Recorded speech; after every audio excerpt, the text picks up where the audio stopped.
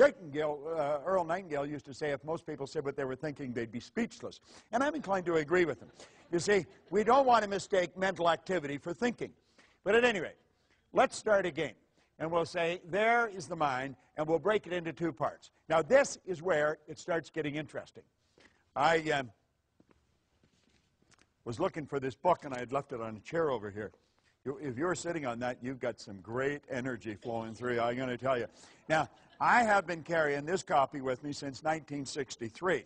You can see I've had it for a while. Now, in here, he said that an educated person is not necessarily a person with an abundance of general or specialized knowledge. An educated person is a person who has so developed the faculties of their mind that they can acquire anything they want or its equivalent without violating the rights of others. How many of you know what the faculties of your mind are? Let me see a show of hands. 1, 2. Isn't this amazing? Hardly anybody knows what they are. How many people have a perfect memory? Just me? How many people would like to have a perfect memory? Now, you see, I want you to just look around. The audience is from different walks of life, different ages, different gender, and yet nobody had their hand up for perfect memory. Do you know that every one of us has a perfect memory? Do you know I could teach you how to memorize this book? There is no such thing as a bad memory. There's only weak memories. Memory is an intellectual factor. And you develop your memory the same as you develop your body, through exercise. If I put this arm in a sling and left it there, I think you know in a relatively short period of time, it would be rendered useless. If at the same time I was lifting weights with this arm, I'd have big, powerful muscles here. Now, it's fairly obvious I haven't done either of these things, but if I had, you know exactly what would happen. It's the same with our mind. What happens? People going around, I got such a rotten memory. You don't have a rotten memory at all. You have a perfect memory. Where did you get the idea you had a bad memory? Well, when you were a little kid, you heard your parents say, I got a bad memory. What do? I got a bad memory. You just mimic them. There's no such thing as a bad memory. You have many marvelous mental faculties. And he said, an educated person is not necessarily a person with an abundance of general or specialized knowledge. An educated person is a person who has so developed the faculties of their mind that they can acquire anything they want or its equivalent without violating the rights of others. Now we think, oh, we can't have anything we want. Oh, yes, you can. Every religion teaches you that. All science teaches you that. Where'd you get the idea that you can't? Well, you probably got it from your next-door neighbor, who probably doesn't know much more than his next-door neighbor. So we put these two back together, the conscious and the subconscious mind. Now, we have been programmed to live through our senses. We go by what we see, hear, smell, taste, and touch. And that's pretty well the way we were programmed. You see, they are like little antennae that are hooked up to our conscious mind. They're just like antennae, picks up information from our outside world. So this is the way most of us live. We look at our bank account, that tells us where we're at financially. We look at our report card, that tells us where we are intellectually. A report card just tells you where the child's mind was for a few minutes on a given day a few weeks ago. Has nothing to do with the person's level of ability to move ahead. Nothing. We take IQ tests. IQ will change something like the weather. That's true. You can change in a person's IQ.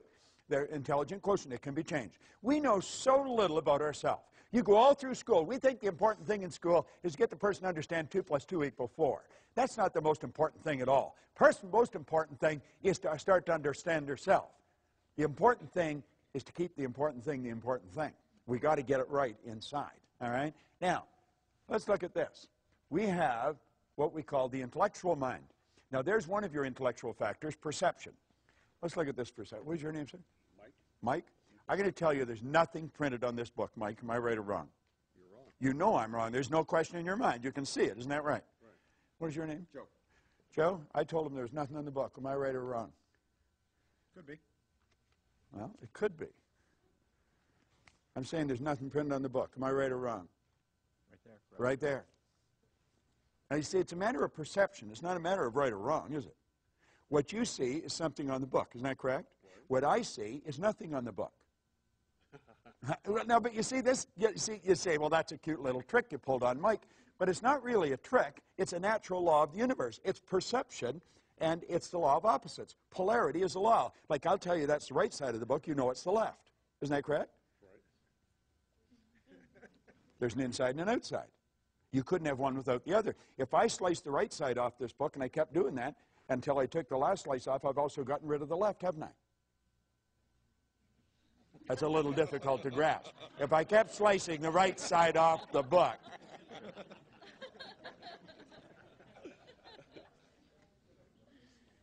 You see, most of us have a perception problem. When we say, I'm right, you're wrong, you're right from your point of view, they could be right from their point of view. So it's not a matter of what's right or wrong, it's what works. That's the most important. Would you agree with that?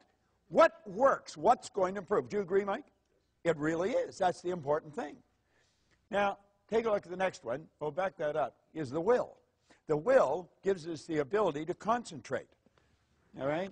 The will gives us the ability to concentrate. I've got a couple of statues of Napoleon in my home. And I think that I have them there for a reason. He reminds me of what I do and what I don't want to be like.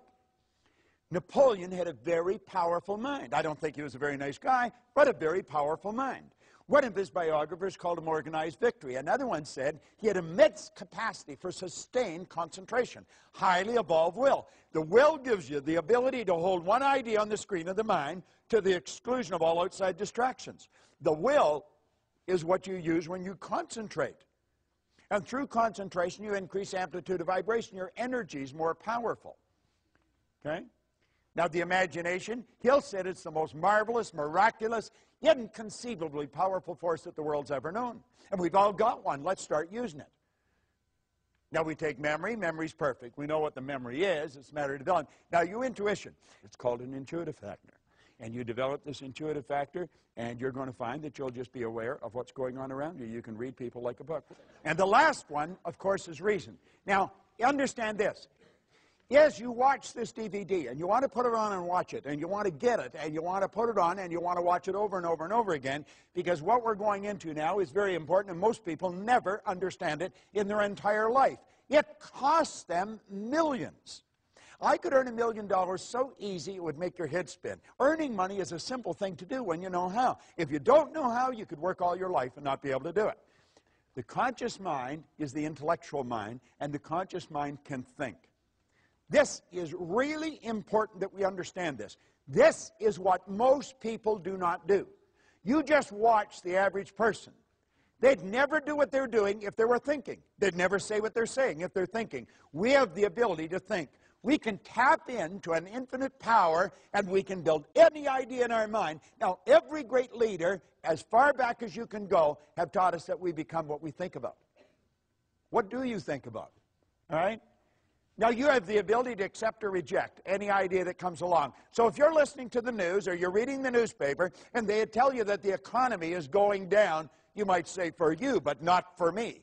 This is going to be the best year that I've ever had. During the Great Depression, there was all kinds of people earning millions. Not everybody lost their money. You see, I'm not trying to flatter you, but coming here is one of the most brilliant things you can do. I was talking to a lady right here at the break, and she was telling me that she got a cassette or a tape from, it was Napoleon Hill's Principles. And she was listening to them. She says, things were going really great. And she said, for some reason, I lost it or stopped listening to it, and things started to go in the other direction. Well, we're so influenced by suggestion. Suggestion is one of the most powerful forces in the universe. And you see, if you come here on a regular basis, just when you start to slide off, it'll bring you back on track again. Now, I think you should listen to this stuff every day. We read the paper every day. We eat food every day. We wash our bodies every day. How about recharging our mind every day? We're dealing with the most potent force in the universe, and we're dealing with the mind. Now, your subconscious mind has no ability to think. It cannot choose. It cannot reject. It can only accept. The conscious mind can reject. You want to reject a lot of the things. When people start to complain, get away from them. I don't want to spend any time with anyone that talks about how bad things are or why things can't be done.